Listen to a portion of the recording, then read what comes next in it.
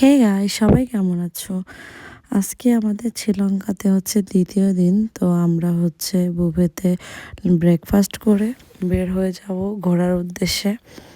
তো আমাদের হোটেলের পাশেই একটা কাছাকাছিতে যাওয়ার মতো একটা চিড়িয়াখানা ছিল। তো ওখানে বাচ্চা কাচ্চা নিয়ে আমরা চলে গেলাম দুই ফ্যামিলি।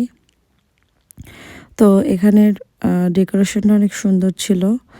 দেন আমাদের হচ্ছে পার পারসন $11.80 খরচ হয়েছে এই পার্কটাতে ঢুকতে। যদিও দেখার মতো অনেক কিছু আছে।